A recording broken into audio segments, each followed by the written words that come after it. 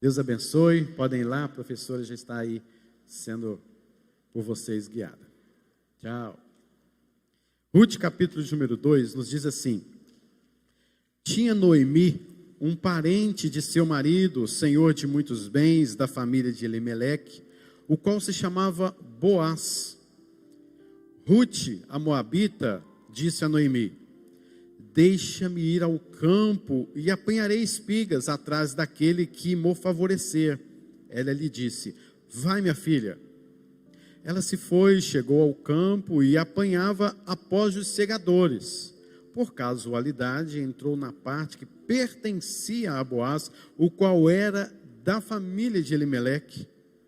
Eis que Boaz veio de Belém e disse aos segadores: o Senhor seja convosco. Responderam-lhe eles: o Senhor te abençoe. Depois perguntou Boaz ao servo encarregado dos segadores: de quem é esta moça? Respondeu-lhe o servo: esta é a moça moabita, que veio com Noemi, da terra de Moabe.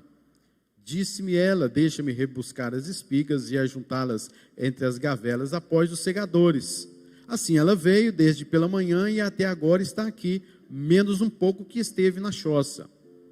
Então disse Boaz a Ruth: ouve, filha minha, não vai escolher em outro campo, nem tampouco passes daqui, porém aqui ficarás com as minhas servas. Estarás atenta ao campo que cegarem e irás após elas. Não dê ordem aos servos que te não toquem. Quando tiveres sede, vai às vasilhas e bebe do que os servos tiraram. Então ela, inclinando-se rosto em terra, lhe disse: como é que me favoreces e fazes caso de mim, sendo eu estrangeira?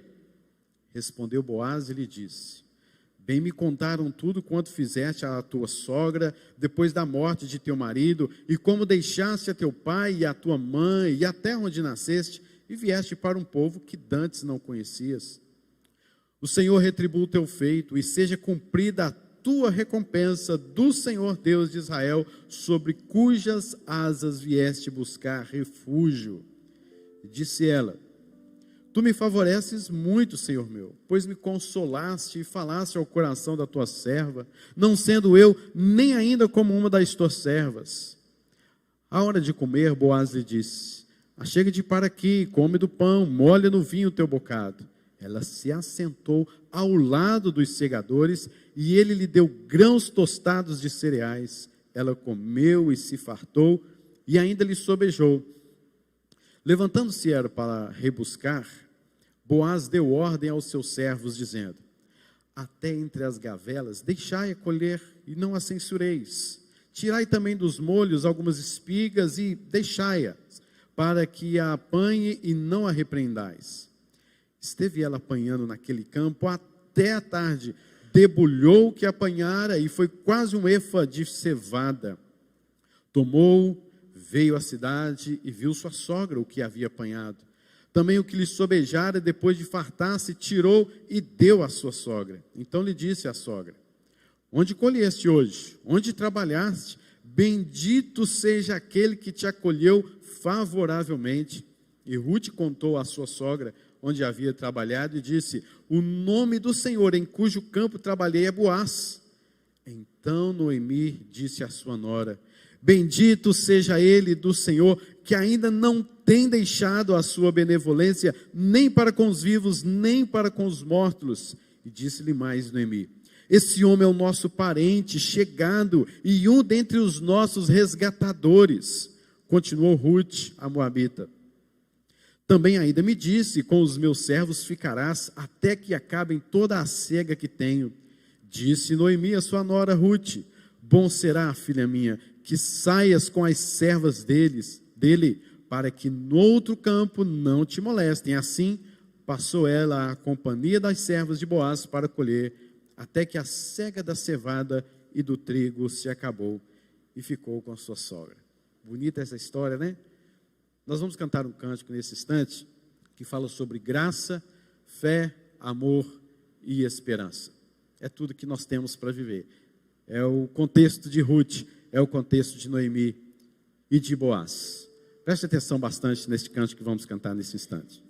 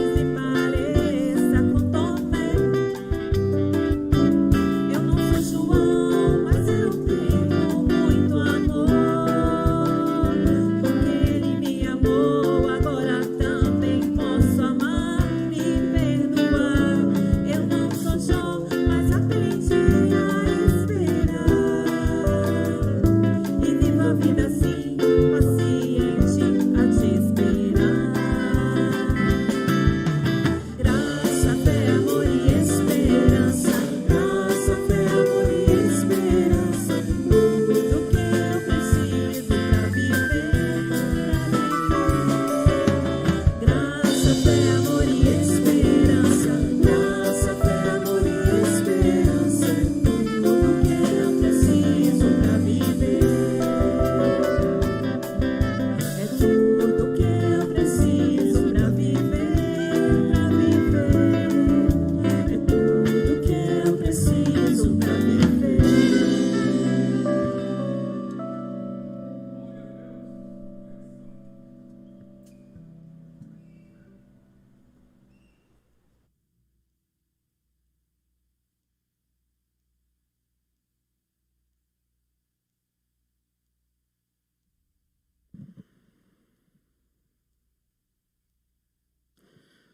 Há muito tempo atrás, um homem estava passando por uma crise terrível financeira e não tinha mais o que e como sustentar a sua casa.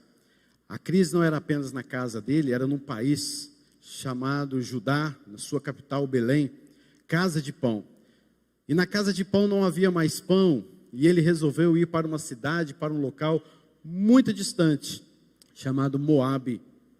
Lá ele começou a viver, talvez arrumando um bom emprego, um bom sustento para a sua casa. Os seus filhos, Malom e Quilion, se casaram com duas mulheres moabitas, Ruth e Ofra. E tudo estava indo muito bem, até que um dia, Elimeleque, este homem, senhor da casa, ele morreu. Deixou então a sua esposa viúva e numa situação precária e difícil. Pouco tempo depois, morrem os dois filhos desta mulher, Malom e Quilion. Então esta mulher está viúva, com duas noras estrangeiras, pobre, e uma viúva não pode ser reconhecida dentro de uma sociedade, e ela era completamente rejeitada, deixada de lado e abandonada. Mas ela resolve então, depois de 10 anos, voltar para Belém, pois ela ouve que na casa de pão, o significado do nome Belém, lá agora tem pão, tem emprego, a mão do Senhor foi retirada sobre aquela cidade, o peso da mão de Deus, o juízo da mão de Deus, e agora Deus com misericórdia está agindo sobre aquela cidade, e Ruth, Noemi e Ofra começam a fazer uma caminhada em rumo a Belém. No meio do caminho, Noemi, aquela senhora, aquela sogra, viúva e pobre, chama as suas duas noras e diz: olha, volte para a casa dos seus pais, vocês não têm nada a ver comigo, vocês não precisam cuidar de mim. Voltem para os moabitas, voltem para os seus pais, vocês não precisam me seguir. Ofra, ainda que insistente, resolveu depois então ir embora para a sua casa, para os moabitas.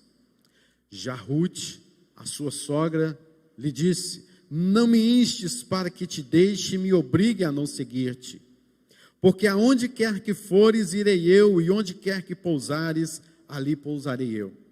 O teu povo é o meu povo, e o teu Deus é o meu Deus. Onde quer que morreres, morrerei eu, e aí serei sepultada. Faça-me o Senhor o que bem lhe aprouver, se outra coisa que não seja a morte me separar de ti. Noemi, quando ouviu isso, ela de imediato disse: então tá bom, vou insistir mais com você. E foram embora caminho para Belém de Judá.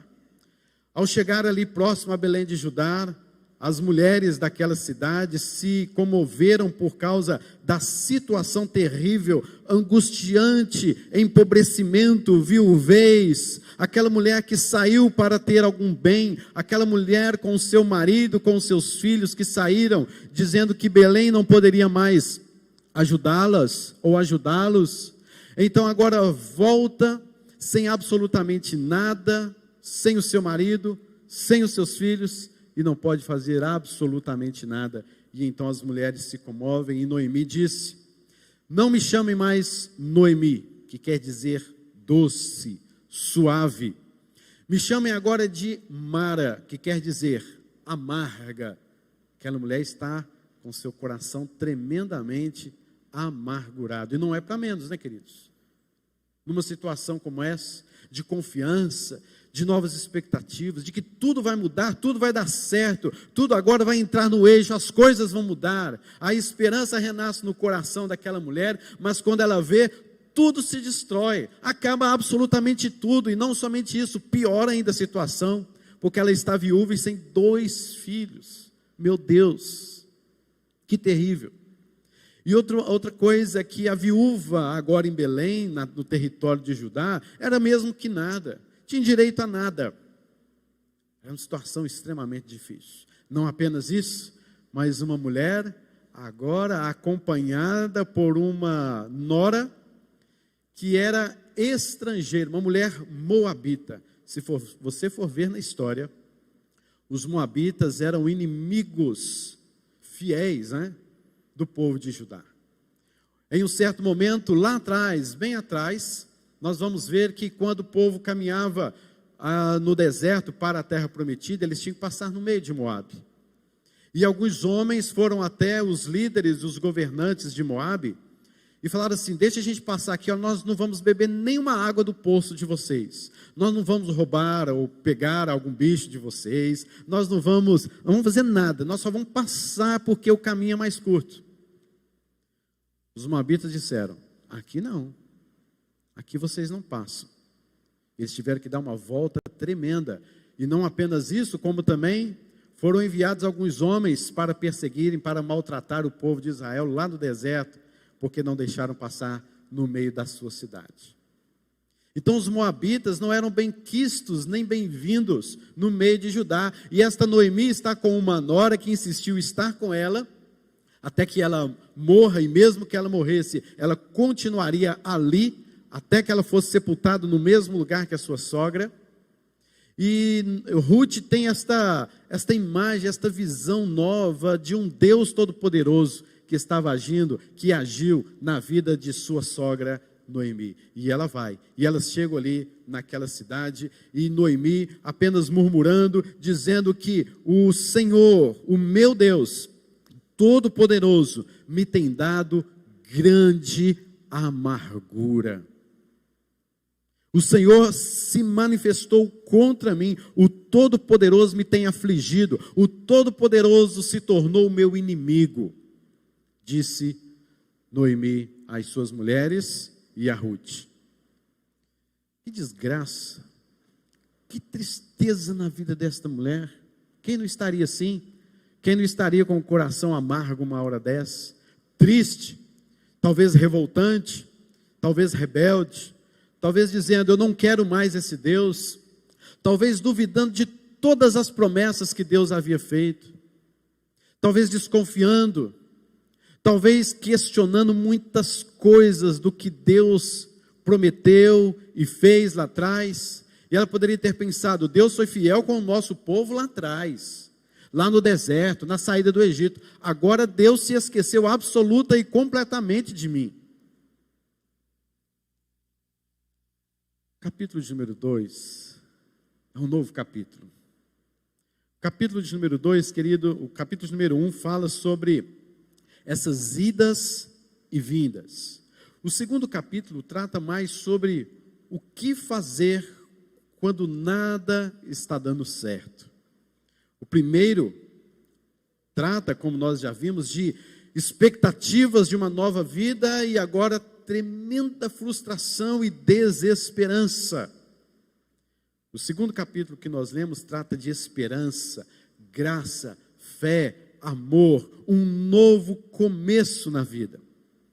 O primeiro capítulo trata de perdição, e o segundo, de redenção. O primeiro é desolador, o segundo é animador. O primeiro poderíamos resumir naquele versículo, na parte A: o choro que durou uma noite. O segundo capítulo é a parte B deste versículo, é a alegria que veio pela manhã. Noemi e Ruth irão começar a vida do zero. Irão ter um novo começo na vida delas. Mas qual a situação delas? Qual é o raio-x na vida dessas mulheres? As duas viúvas, portanto rejeitadas, deixadas de lado. As duas frustradas, com certeza, feridas por causa da perda do sogro, do marido, inconsoladas, retrato de alguém que seria agora em Belém menosprezado, e no caso de Ruth, além de tudo isso, uma estrangeira. Meus irmãos, nós vamos ver hoje sobre algumas atitudes de um remidor. As atitudes de um remidor. Mas antes de falar propriamente das atitudes de um remidor, é interessante nós notarmos as atitudes de Noemi, depois as atitudes de Ruth e logo em seguida as atitudes deste remidor.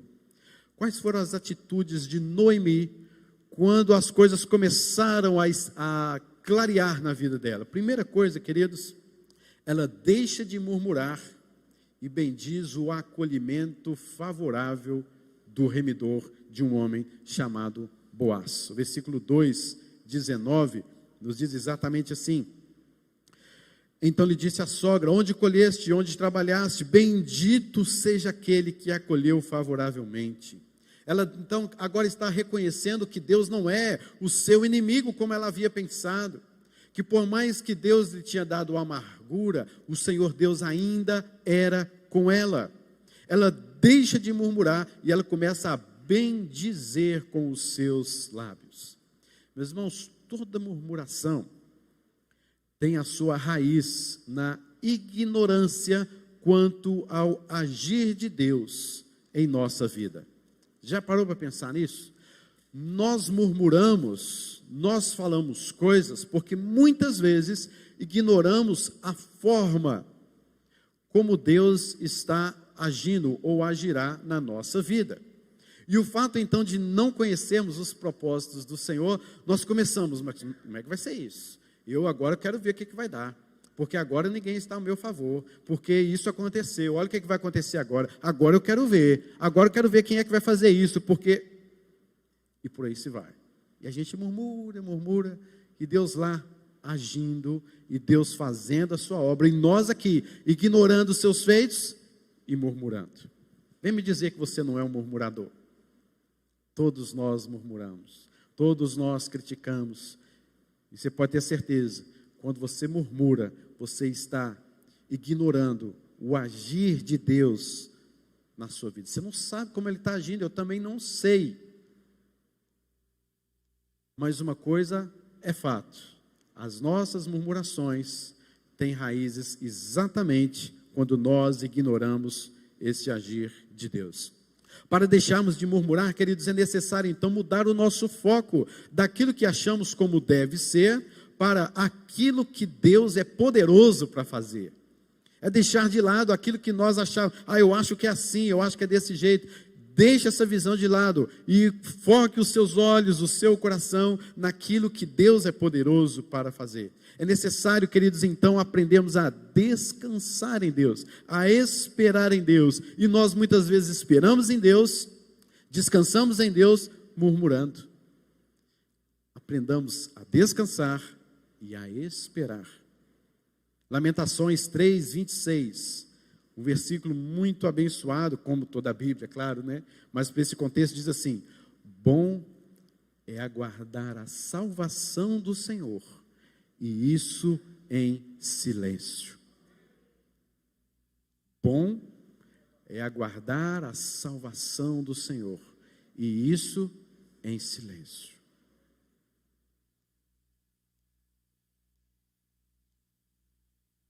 É tão bom ouvir o silêncio, né? É tão bom quando a gente não abre a boca para falar coisas. É tão bom quando a gente não abre o nosso coração para murmurações, para críticas. Esperar a salvação do Senhor, e isso em silêncio. A última vez, queridos, que vemos Noemi, ela está no 1º capítulo, dividindo a sua amargura com mulheres de Belém e culpando a Deus por toda a sua infelicidade e pobreza. Agora nós estamos vendo Noemi bendizendo aquele que lhe foi favorável. Ela saiu da condição de amargurada para uma mulher abençoadora e também abençoada. A cura para esse pessimismo, para essa murmuração, é notarmos a sublime providência de Deus em nossas vidas. Segundo a atitude de Noemi, Noemi reconhece que Deus ainda e nunca a abandonou. Versículo 2, capítulo 2, 20 nos diz: então Noemi disse à sua nora: bendito seja ele do Senhor, que ainda não tem deixado a sua benevolência, nem para com os vivos e nem para com os mortos. Noemi vê em Boaz um homem remidor, que o futuro da sua família está nas mãos deste homem rico e gracioso. Gerou então no coração de frustração, de desesperança, de desespero.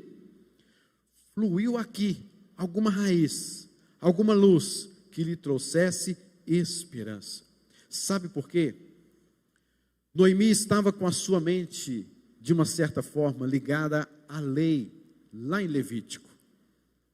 E ela percebeu que na palavra do Senhor, olha só, na lei do Senhor, havia uma saída, havia uma esperança para uma mulher viúva, pobre, rejeitada, como também uma lei para os estrangeiros que estão naquele país, naquele lugar.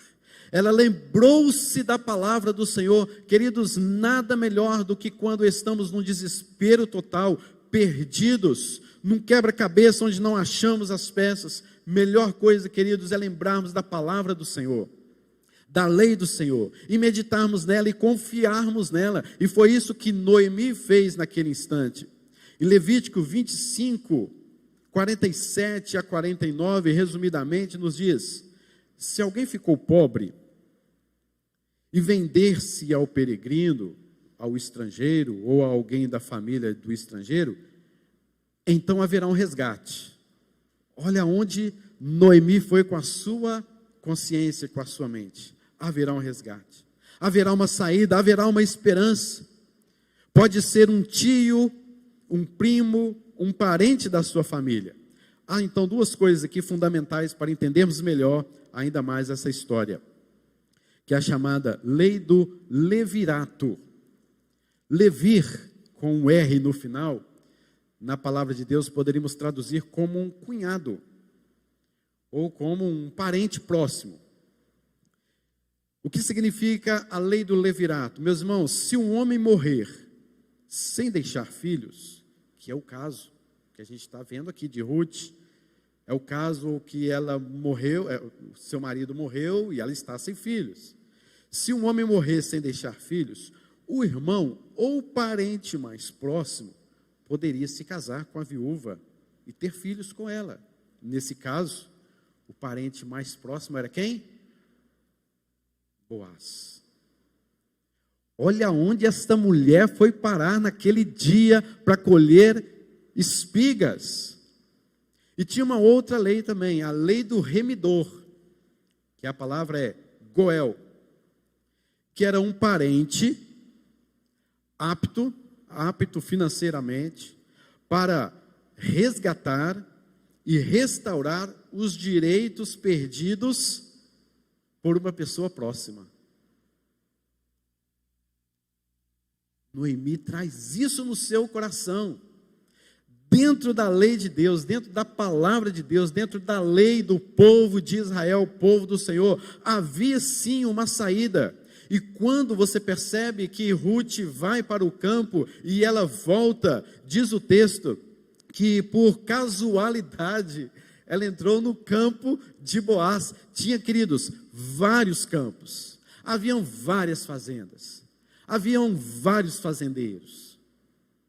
E ela, na visão humana, na visão de quem escreveu o texto, que possivelmente pode ter sido até mesmo um dos juízes, ou até mesmo Ruth, alguém fala até mesmo de Samuel, mas é algo muito distante. Mas esta mulher, na verdade, ela entrou naquele dia, naquela hora, naquele campo, com o dono que era Boaz. E quem era Boaz? A própria Noemi se lembra quem era Boaz.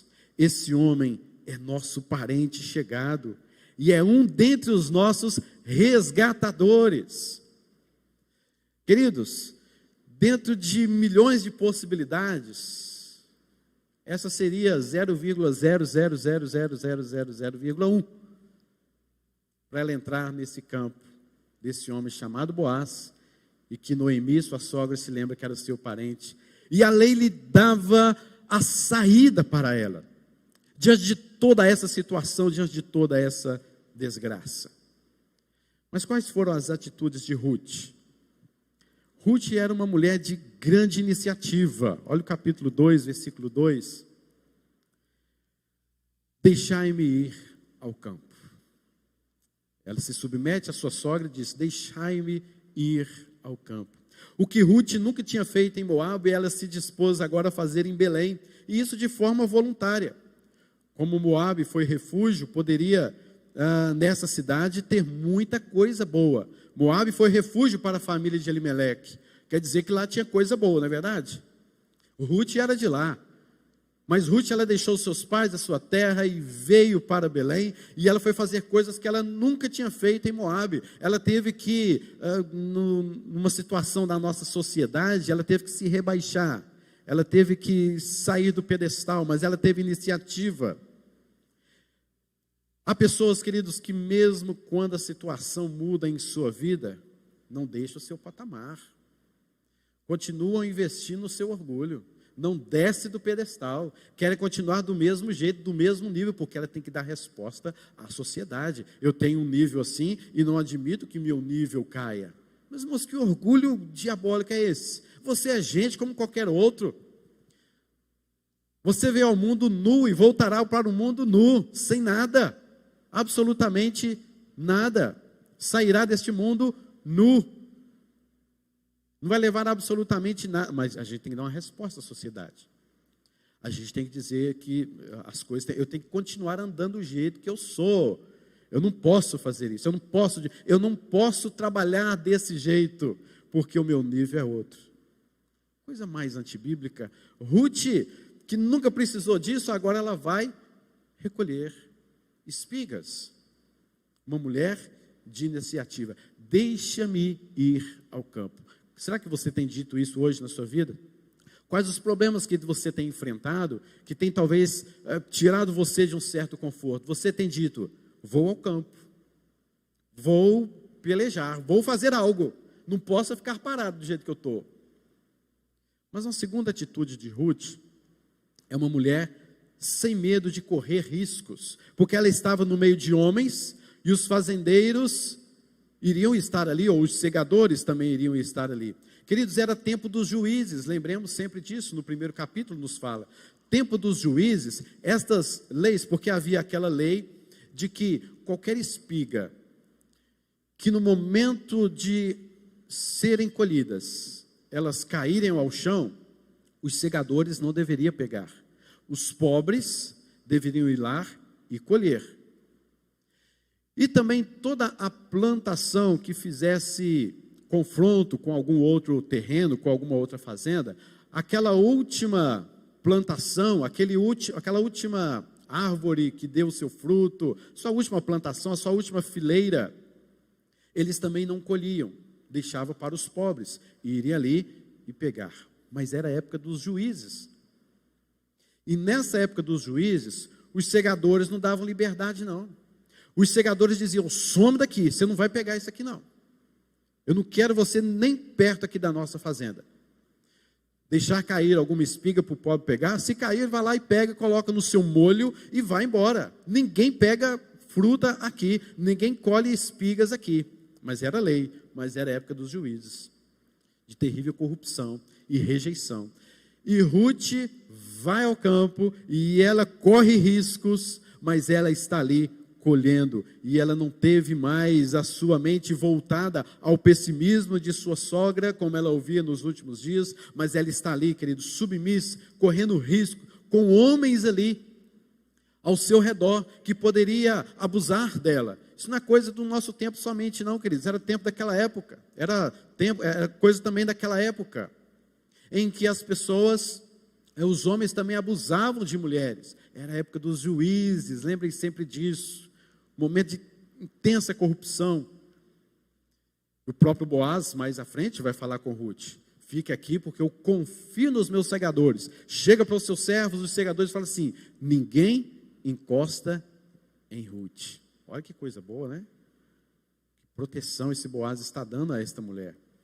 Mas era uma mulher também humilde, como nós já falamos. Era uma mulher que assumiu um papel numa situação difícil. Ela precisou buscar no campo alheio, como estrangeira, como pobre e necessitada.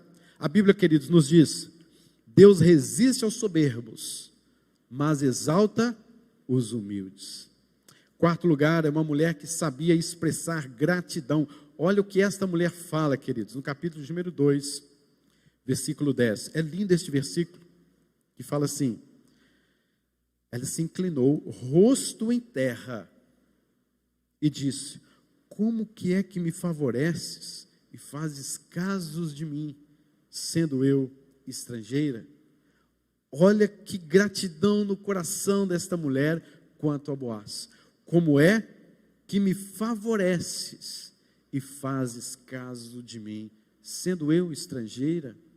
Que gratidão essa mulher tinha. Em quinto e último lugar da vida de Ruth, é uma mulher que recebeu recompensa pelo investimento que fez em sua sogra. Capítulo 2, 11 e 12, no versículo número 12 mesmo: o Senhor retribua o teu feito, disse Boaz a Ruth, e seja cumprida a tua recompensa do Senhor, Deus de Israel, sob cujas asas vieste buscar refúgio. Ruth, querido, foi buscar refúgio no Senhor. E ali ela encontrou a bênção, a graça de Deus sobre a sua vida, através da vida de Boaz. Mas eu quero ainda enfatizar algumas verdades sobre Boaz. Vimos as atitudes de Noemi, vimos as atitudes de Ruth. Vamos ver agora e meditar e aplicar em nosso coração sobre algumas verdades sobre Boaz. Claro que vamos olhar um pouquinho as palavras também, né? Meus irmãos, primeira coisa que Boaz fez, obrigado, pastor. Muito obrigado.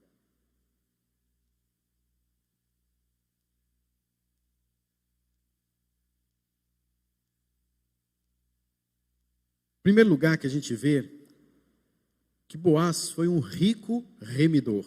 Capítulo 2, versículo 1, tinha Noemi um parente de seu marido, senhor de muitos bens, que era da família de Elimeleque. Ele era um homem de muitas riquezas. Ele era um homem compassivo com estrangeiros, que não tinha nada para reivindicar a seu favor. Ele serviu Ruth graciosamente todas as suas necessidades. Ele garantiu Ruth proteção para o seu presente, para a prosperidade, para o seu futuro. Boaz, querido, você percebe o seu relacionamento com os seus servos, com os seus segadores, como era um homem doce, um homem de bom temperamento, um homem cauteloso, carismático, amoroso, cuidadoso, protecionista.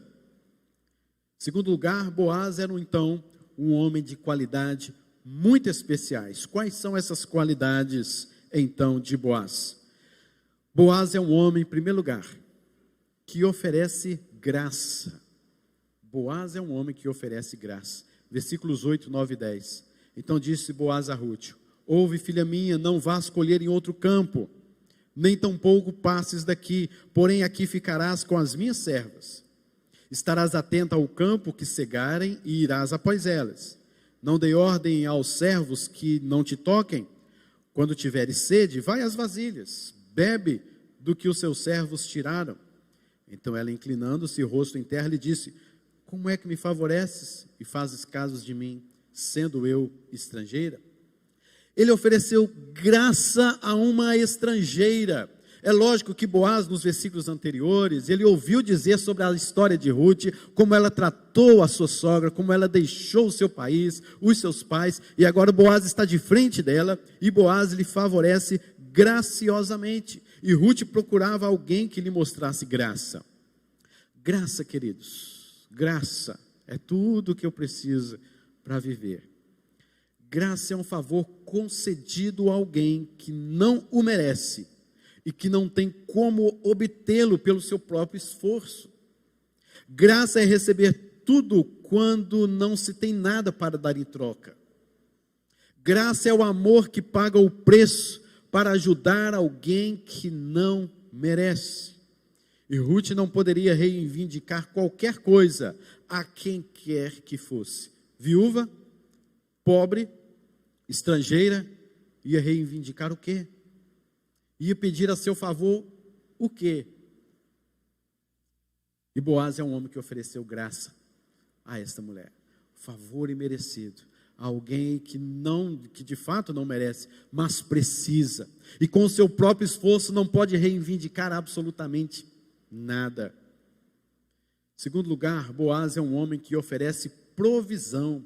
Versículo de número 9. Estarás atento ao campo que cegarem e irás após as minhas servas. Os meus servos não te tocarão. E quando tiver sede, pode beber água aqui mesmo. Os seus servos vão tirar água para você. E não somente essa provisão, como vemos no final da história, quanto mais provisão, porque eles tiveram um café muito abençoado, com muita coisa ali, e ela ainda levou para a sua casa e para a sua sogra.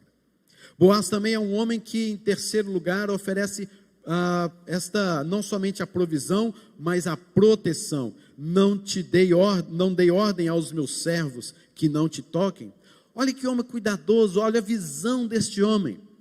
Você é a minha protegida, eu estou aqui para te abençoar. Você é agraciada, eu darei a você tudo que você precisar, tudo que você tiver necessidade. Eu sei que você não pode reivindicar nada de mim. Eu sei que você não tem nada para me oferecer. E eu estou te dando toda a sua provisão. E além do mais, eu vou proteger você todos os dias da sua vida, disse Boaz. Que homem, hein? Boaz era um homem que ofereceu consolação. Consolação. Olha o versículo número 13. Ela disse, Ruth, tu me favoreces muito, Senhor meu, pois me consolaste e falaste ao coração da tua serva, não sendo eu nem ainda como uma das tuas servas. Aquele homem não apenas supriu as suas necessidades, como também falou-lhe ao coração. Alguma coisa Boaz falou que deu esperança, que deu força, que abriu o olho de Ruth, que engrandeceu o seu coração, que deu nova expectativa de vida, que abriu a sua visão. Aquilo que estava meio acinzentado começou a ficar colorido demais. Aquilo que estava meio que destruído, Boaz deu esperança, falou ao coração de Ruth, na sua intimidade, no seu canto, do seu jeito, da sua forma. Não querendo abusar de Ruth, não querendo fazer cantadas em Ruth, mas como um homem ali, falou-lhe ao seu coração. Ruth não precisava, querido, apenas do suprimento das suas necessidades físicas. Ela precisava também de algo que estava dentro do seu coração. Ela também precisava de uma palavra. Como é boa, como é doce a palavra dada em seu devido tempo, diz o livro de Provérbios. Como é boa uma palavra que vem direto ao seu coração e que te reanima, que te coloca de pé. Como é bom meditarmos na palavra do Senhor, porque é na palavra do Senhor que encontramos refúgio, promessas, a bênção de Deus sobre as nossas vidas. Como é bom a palavra de Deus, porque ela revigora, ela fala aos nossos corações. Falaste ao coração da tua serva. Quinto lugar, Boaz é um homem que oferece comunhão. Versículo 2, 14. A hora de comer, Boaz lhe disse, achega-te para aqui, come do pão, molha no teu vinho o teu bocado. Ela se assentou ao lado de seus segadores, e ele lhe deu grãos tostados de cereais. Ela comeu, se fartou, e ainda sobrou. Eu sei, querido, que você está pensando assim, esse homem está meio assim com Ruth, né? É aqui para nós, também, viu? Mas este homem está oferecendo o que há de melhor, está oferecendo comunhão para Ruth, está oferecendo a sua própria mesa, está oferecendo a sua própria intimidade com os seus segadores. Uma mulher pobre, estrangeira, sem nada, rejeitada na vida, está sentada à mesa de um fazendeiro, junto com os seus melhores segadores, comendo do pão, da água, e ainda sobram coisas, e ela leva essas coisas ainda para casa. Que homem é esse? ofereceu comunhão com ele. Por último, Boaz é um homem que transcende em seus atos de bondade. Versículos 15 e 16. Levantando-se ela então para rebuscar, ela ia buscar as espigas, Boaz deu ordem aos seus servos, dizendo: até as gavelas deixai-a colher e não as censureis. Tirai também dos molhos algumas espigas e deixai-as para que a apanhem e não a repreendais. Sabe o que Boaz estava falando aqui? Ele estava dizendo o seguinte: sabe assim, entre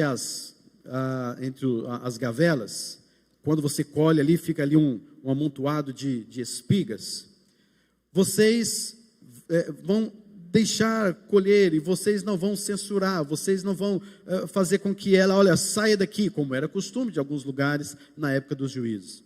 Vocês vão também tirar dos próprios molhos daquele ajuntamento algumas espigas, por querer, sabe assim, ó, caiu aqui. Essas espigas, deixa a Ruth colher essas espigas.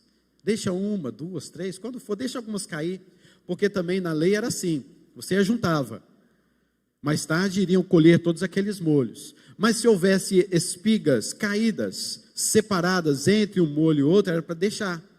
Porque os pobres viriam ali para colher aquelas que estavam entre. Ninguém podia pegar. Mas na época dos juízes, ninguém fazia isso não. Ninguém tinha um negócio desse. Mas no campo de Boaz tinha.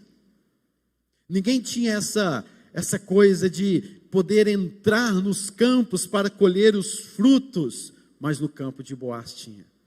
Ninguém podia, ninguém tinha esta intimidade de chegar à mesa do seu fazendeiro, do seu senhor e comer com ele, mas no campo de Boaz tinha. Ninguém tinha em lugar nenhum o fazendeiro que poderia chamar ao seu canto, à sua mesa e falar-lhe ao seu coração e colocar palavras abençoadoras de um novo recomeço, de consolo, de força, de esperança, mas na fazenda de Boaz tinha. Ele não somente ofereceu a Ruth o seu campo, sua proteção, sua provisão, a companhia, consolação, mas também deu ordens aos seus trabalhadores que deixassem porções especiais para ela recolher. Ele foi além do esperado, ele foi além do que aquilo era exigido pela lei. Boaz foi de fato um homem que excedeu em sua generosidade. Que homem é esse, hein, queridos? Que homem é esse? Meus irmãos, estrangeira, pobre, sem nada, viúva, sem crédito, de uma história sem esperança, um quebra-cabeça que não monta, um tapete que é feito e ninguém está entendendo nada do que vai acontecer no final desse tapete, porque está tudo atrapalhado ao avesso. Quem é esse homem que de uma história como essa, sem esperança, começa a transformar numa história empolgante?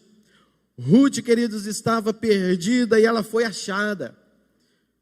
Ruth estava morta, sem qualquer expectativa de vida, mas agora tudo se revive em seu coração. Tudo estava cinza e agora ela consegue enxergar o brilho colorido da vida. Estava sem qualquer esperança e este homem chamado Boaz renova as suas esperanças.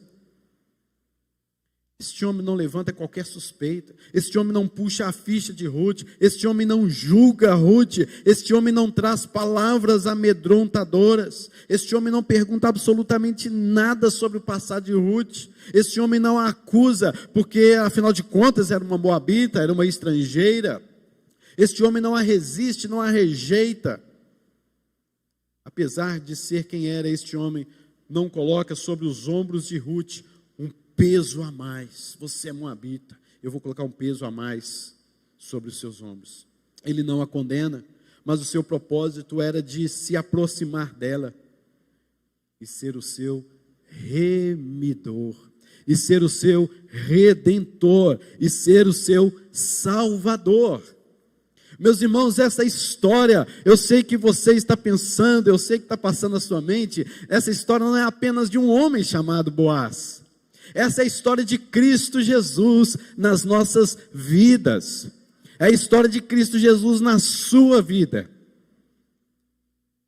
Essa é a história de Jesus na minha vida. Porque eu era uma Ruth, eu era uma Noemi. E Deus um dia disse: assenta-te aqui. Vamos conversar. E Ele falou palavras ao meu coração que eu nunca tinha ouvido antes. Ele nunca levantou a minha ficha. Ele nunca me condenou. Ele nunca colocou um peso sobre mim. Ele nunca me disse palavras pesadas, amedrontadoras, como eu sempre ouvia. Ele nunca me rejeitou, apesar de eu ser quem eu era. E o Senhor disse: senta aqui. Lá fora você não escutou nada disso, aqui você vai escutar. Lá fora ninguém ofereceu isso que você tem, aqui você tem. E eu quero te resgatar, eu quero ser o seu Redentor. Essa é a história de Jesus Cristo nas nossas vidas. Eu estava perdido e fui achado. Eu estava morto e hoje eu vivo para a glória do Senhor, e você também. E queridos, Jesus Cristo quer hoje, como Boaz, agir como um Boaz na sua vida. Ele quer resgatar o seu coração, Ele quer resgatar a sua esperança, Ele quer dar-te um novo começo. Ele quer dizer a você: assenta-te aqui, e falar profundamente palavras de consolo, de força e de esperança em seu coração. O que você tem que dar em troca? Nada. Que você não tem nada para dar. E você não tem nada para reivindicar. Filho meu, dá-te o meu coração. É só isso que o nosso Boaz, que o nosso Jesus quer. Dá-te o meu coração. Este é Jesus, o Jesus que voluntariamente se encarnou, viveu, morreu, ressuscitou, foi em ascensão ao céu, está à direita, sentado à direita de Deus Pai Todo-Poderoso, de onde há de vir para julgar os vivos e os mortos. Ele fez isso para a glória do Senhor, em obediência a seu Pai, e Ele fez isso para nos resgatar do império das trevas e nos colocar no reino do Filho do seu amor. Amém, queridos? Amém. Graças a Deus. Esse é o nosso Deus. Esse é o nosso Jesus. Confia, ainda que tudo esteja atrapalhado na sua vida, como na minha também já teve, está muitas vezes. O Senhor está conosco. O Senhor não nos abandonou. O Senhor está construindo a nossa história. Não são coincidências, não são casualidades. O Senhor está agindo. Não murmure, descanse, espere nele. O mais Ele fará. E Ele te chamará. E você estará perto dele. E Ele de você. E Ele te redimirá. Porque Ele o ama. A partir dessa história, nasce o Natal. A partir dessa história, nasce o Natal. E domingo que vem nós vamos saber por quê que nasce o Natal nessa história. Amém? Se você foi tocado com esta mensagem, eu quero orar por você nesse instante. Fique de pé no seu lugar. Peça ao Senhor: Senhor, eu quero assentar a esta mesa. Eu quero rebuscar espigas. Eu quero que o Senhor me dê o sustento físico das minhas necessidades, sim, mas eu quero que o Senhor fale no meu coração também. Eu quero que o Senhor venha me redimir também. Eu quero que o Senhor assenta comigo e me faz uma nova criatura. Eu sei que o Senhor tem algo a me falar. Eu sei que o Senhor tem algo novo na minha vida. Quero orar por você nesse instante em nome de Jesus. Senhor, se conosco. Senhor, é o Senhor aqui no Antigo Testamento. São as atitudes destes homens que nos fazem identificar com o Senhor. Porque o Senhor fez toda essa obra especial nas nossas vidas. E eu peço ao Senhor que nesse instante, se alguém, Deus, aqui nesta noite, em nome de Jesus, que não reconhece o trabalho de Boaz na sua vida, que ainda, Deus, não foi para os campos rebuscar espigas, a se humilhar e esperar na bondade e na misericórdia do Senhor, que seja esta noite, em nome de Jesus, a irmos para os campos e buscar refúgio, e nós encontraremos somente o Senhor, porque o Senhor é o único caminho, a verdade e a vida. Fale profundamente conosco, fale aos nossos corações, supre nossas necessidades, supre as nossas necessidades espirituais. Nós precisamos de uma palavra do Senhor, nós precisamos de um mover do Senhor sobre as nossas vidas. Dá-nos esperança, Senhor. Tira de nós a visão de cinzas, coloque em nós o brilho da tua palavra, da tua presença em nossas vidas. Fortalece o nosso coração e te agradecemos por todos os seus desígnios para conosco. Graças te rendemos por tudo que o Senhor tem feito em nossas vidas. Sê conosco, em nome de Jesus. Amém. Ainda de pé, vamos cantar um cântico ao Senhor.